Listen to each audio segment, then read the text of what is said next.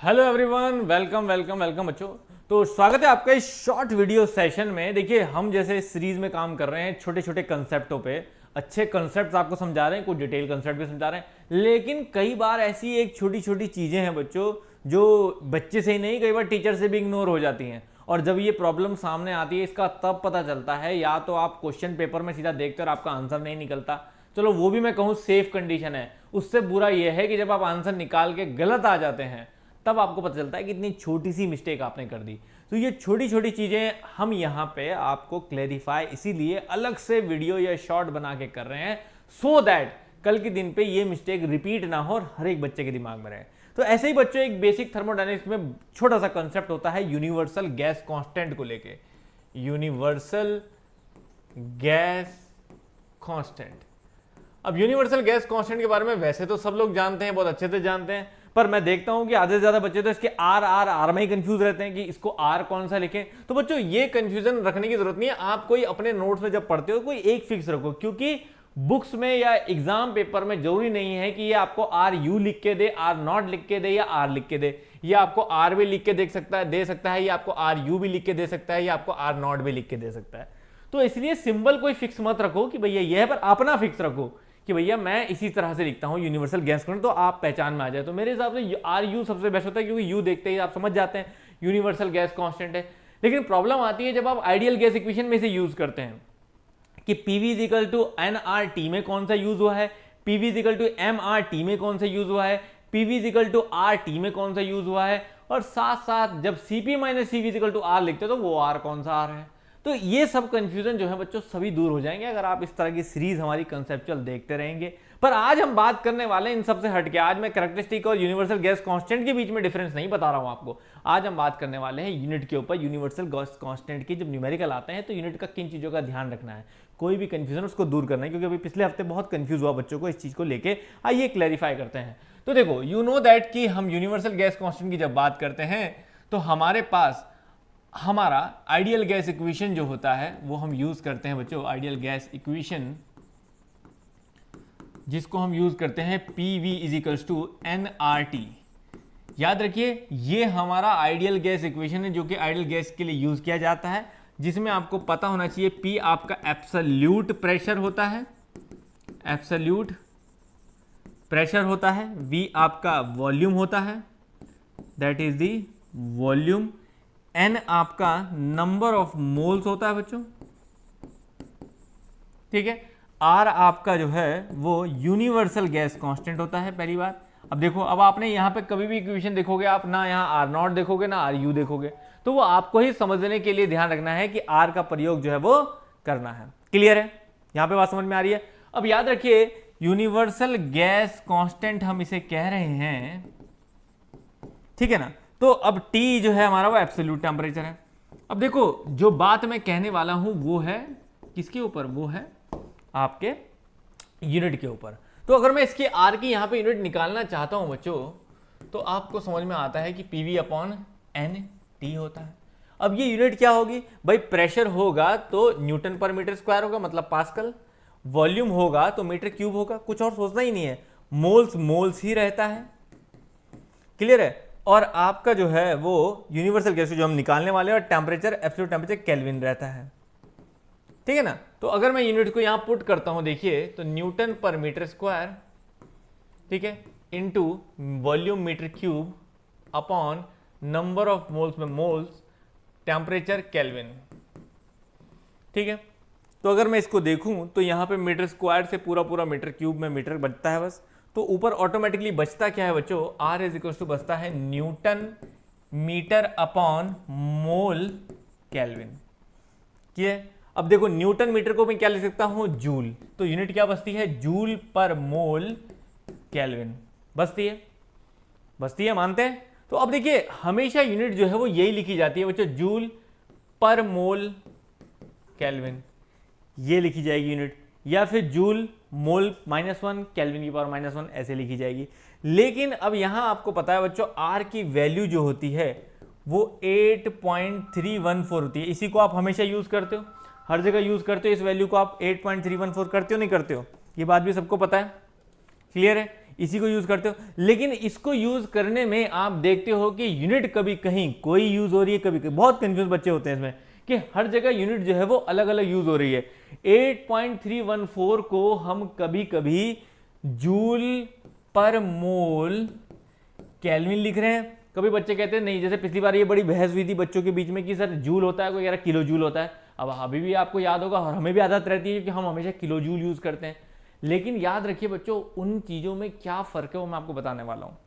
देखो जूल को kilo joule करोगे तो डिवाइड बाय 1000 करोगे, लेकिन हम नीचे नहीं देखते कि मोल भी किलो मोल हो जाता है। फिर जब मोल को किलो मोल करोगे तो वो भी डिवाइड बाय 1000 करोगे, और जब दोनों को ऐसा कर सकते हो तो याद रखिए इसी सेम को आप किलो जूल पर किलो मोल केल्विन भी लिखते हो, और जब सेम इसको आप केजी में कन्वर्ट करते हो तो किलो जूल पर केजी केल्विन भी लिखते हो। तो जिसके वजह से बच्चों इन तीनों में से आप कोई भी यूनिट यूज करते हो आपका वैल्यू में कोई चेंज नहीं आता है, क्योंकि सब में बराबर 1000 ऊपर 1000 नीचे, 1000 ऊपर 1000 नीचे ऐसा हो रहा है। क्योंकि जैसे जैसे ये कन्वर्ट हो रहा है वैसे वैसे उसका मास भी कन्वर्ट हो रहा है, मोल भी कन्वर्ट हो रहा है। तो चाहे वो किलोग्राम में लो आप, क्योंकि वो किलोग्राम मोल होता है, या आप किलो मोल लिखो या फिर आप मोल लिखो, लेकिन अगर उसके साथ साथ ऊपर भी जूल कन्वर्ट हो रहा है मोल के साथ, किलो मोल के साथ किलो जूल और केजी के साथ किलो जूल, तो फिर यहां पे कोई वैल्यू में चेंज नहीं आएगा, वैल्यू विल रिमेन 8.314 ही। नहीं तो बच्चे यही करते हैं कि नीचे कन्वर्ट नहीं करते, जूल का किलो जूल लिखते हैं और इसको सोचते हैं कि ये 0.0813, नहीं ऐसा कुछ नहीं है। आप नीचे देखिए कि साथ साथ उसके नीचे भी कन्वर्जन हो रहा होता है, ठीक है ना। इसी सीरीज में हमारे पास जो है वो आपको बाकी चीजें आपको बेसिक, तो मैं यहाँ पे मैंने यूनिट को लेके क्लियर करना था बच्चों ये डाउट, तो ये मैंने आपको बता दिया। बाकी इसके अलावा जो आर ये सब चीजें हैं ये आपको पता ही है कि जब हम कैरेक्टरिस्टिक गैस कांस्टेंट की बात करेंगे, वैसे मैं एक डेडिकेटेड वीडियो भी इस पे लाऊंगा जिसमें इन दोनों के सिग्निफिकेंस के ऊपर बात करूंगा, यूनिवर्सल क्या करके दे रहा है हमें और कैरेक्टरिस्टिक क्या करके दे रहा है। बट अगर मैं कैरेक्टरिस्टिक गैस कांस्टेंट की बात करता हूं तो आपको पता है कि वो हमारा स्पेसिफिक गैस के लिए होता है, मतलब यूनिवर्सल सब गैस के लिए, इसीलिए इसे यूनिवर्सल बोल रहे हैं। ये स्पेसिफिक गैस के लिए हमारा, कि कोई पर्टिकुलर स्पेसिफिक गैस, चाहे वो एयर है, चाहे वो अमोनिया है, चाहे वो कोई भी गैस हो, अगर हम पर्टिकुलर गैस की बात कर रहे हैं तो यहां पे उसका गैस कांस्टेंट लिया जाएगा जिसको हम कैरेक्टरिस्टिक गैस कांस्टेंट बोलते हैं। समझ आ रही बात। तो कैरेक्टरिस्टिक गैस कांस्टेंट और इसमें सिर्फ फर्क यही होता है कि R is always universal gas constant को divide by molecular weight, divide by molecular mass, आप कह सकते हो इसे मॉलिक्यूलर मास, ठीक है ना। एग्जाम्पल के तौर पे, वैसे मैं डिटेल बात करूंगा आगे, एग्जाम्पल के तौर पे जैसे कि आप इसे कह रहे हैं कि एयर के लिए कैरेक्टरिस्टिक गैस कांस्टेंट क्या होगा, तो स्टैंडर्ड वैल्यू एयर के लिए आपको पता ही है, यूनिवर्सल गैस कांस्टेंट तो 8.314 ही रहेगा, ठीक है ना। लेकिन मॉलिक्यूलर वेट या मॉलिक्यूलर मास आपका क्या आ जाएगा। अब मॉलिक्यूलर वेट और मॉलिक्यूलर मास आपको पता है, एयर का हम 29 लेते हैं मान लीजिए, तो ये ऑटोमेटिकली कितना आ जाएगा, तो बच्चों ये ऑटोमेटिकली 0.287 आ जाएगा, 287 आ जाएगा, 28666 आएगा समथिंग, तो राउंड ऑफ करके 0.287। तो कहने की बात यह है कि ये वैल्यूज, अब इसके आगे भी इसकी और चीजें हैं समझने वाली, वो हम मैंने कहा ना जब हम डिस्टिंग्विश बिटवीन दोनों के बीच में समझेंगे तो मैं आपको समझाऊंगा, लेकिन यहां पे आपको ये चीज बड़ी क्लियर रखनी है। क्लियर है। तो ऐसे में जब हम बात करते हैं बच्चों, इसलिए जब मैं यूनिवर्सल गैस कांस्टेंट की जगह पे पुट करता हूं RU की जगह पे, तो मैं इसे MR लिखता हूं। यूनिवर्सल गैस कांस्टेंट की जगह पे जब मैं कैरेक्टरिस्टिक गैस कांस्टेंट पुट करता हूं आइडियल गैस इक्वेशन में, तो फिर MR लिखता हूं। ये चीज का फर्क आपको पता होना चाहिए, ठीक है। अब यहां पे देखिए इस तरह का जैसे क्वेश्चन आया था, इसमें बच्चे बड़े कंफ्यूज हुए थे कि calculate the compressibility factor of a real gas at 500 kelvin. अब यहां पे दिया था इन्होंने temperature, absolute temperature 500 kelvin and pressure दिया था 250 मेगापास्कल। क्लियर है, ठीक है। If the gas occupies a volume of 0.2 metre cube per mole, already कह दिया था उसने, what would be the factor of if the gas was ideal. अब देखो साफ साफ आइडियल गैस बोला है बच्चों, तो आइडियल गैस के लिए हम लोग सिंपल लगाते हैं Z = PV upon RT, simple, ठीक है ना। अब देखो, अब सब यूनिट को देखो मेनली आप, ठीक है, कि यहां पे अब R जो है वो क्या है आपका, आपको पता है nRT होता है नंबर ऑफ मोल्स करके, है ना। PV = nRT होता है नंबर ऑफ मोल्स करके, तो मैं ऐसे लिख देता हूं इसे। अब R देखो आपका क्या है, R है आपका क्या, that is called universal gas constant. अब आपको सिर्फ ध्यान देना है किस में, आपको ध्यान देना है इसकी यूनिट में बच्चों, ठीक है ना, आपको ध्यान देना है इसकी यूनिट में। क्वेश्चन दिखाई दे रहा है ना सबको, वॉइस भी क्लियर आ रही है, बिल्कुल सही, ठीक है। अब यूनिट में ध्यान देते हुए आपको ये कोशिश करनी है कि क्या क्या कन्वर्ट होना चाहिए। तो सबसे पहले देखो, सबसे पहले बच्चों कि आपको पता है प्रेशर 250 मेगा पास्कल, देखो ये केल्विन एब्सोल्यूट टेम्परेचर की यूनिट है, ये एब्सोल्यूट टेम्परेचर की यूनिट नहीं है, तो इसको हम करेंगे 250 इंटू 10 की पावर 6 पास्कल। अब ये बन गया न्यूटन पर मीटर स्क्वायर, पीछे बताया था ना मैंने, अब ये बन गया न्यूटन पर मीटर स्क्वायर प्रेशर, ठीक है ना। तो प्रेशर हो गया पास्कल मतलब न्यूटन पर मीटर स्क्वायर, ठीक है। अच्छे से लिखते हैं, कोई जल्दबाजी नहीं है जब समझना है इसको। तो ये एक क्वेश्चन से आपको चीजें क्लियर हो जाएंगी। तो 250 दैट इज कॉल्ड पास्कल, मतलब 250 इंटू 10 की पावर 6 न्यूटन पर मीटर स्क्वायर, पहली चीज। दूसरा, ये मीटर क्यूब पर मोल है बच्चों, इसको ऐसे रहने दो, ठीक है ना। तो अब देखो, अब अगर मैं लगाता हूं Z is equal to PV/RT, तो देखो यहां पे ये जो नंबर ऑफ मोल्स है ना, लिखने की जरूरत नहीं है n, क्यों, वॉल्यूम बाय n ये ऑटोमेटिकली है मीटर क्यूब पर मोल, ठीक है, मीटर क्यूब पर मोल ये ऑटोमेटिकली एक ही है जो हमें दिया हुआ है, तो आपको लिखने की जरूरत नहीं है n। इसलिए जब ये इक्वेशन का सॉल्यूशन बच्चे देखते हैं, बच्चे कहते हैं इसमें तो n आया ही नहीं जी, समझ रहे ना, क्यों नहीं आया, क्योंकि metre cube per mole already है। तो प्रेशर आपने पुट किया 250 इंटू 10 की पावर 6 इंटू V/N आपका सीधा सीधा आ गया 0.2, क्लियर है, अपॉन R आपका जो है वो सेम। अब देखो R क्या वैल्यू है 8.314। अब मैंने कहा ना कुछ मर्जी लिखो, R की वैल्यू को लेके कंफ्यूज नहीं होना है कि जूल में लिखूं कि किलो जूल में लिखूं, कंफ्यूज होना ही नहीं है बच्चों। क्यों, क्योंकि अगर आप किलो जूल भी लिखोगे तो पर केजी केल्विन कहलाएगा, आप जूल भी लिखोगे तो पर मोल केल्विन कहलाएगा, ठीक है ना। और अगर आप किलो जूल पर किलो मोल भी लिखोगे तो भी वैल्यू में कोई फर्क नहीं आना है, तो आपको बिना सोचे समझे यहाँ पे 8.314 लगा देना है।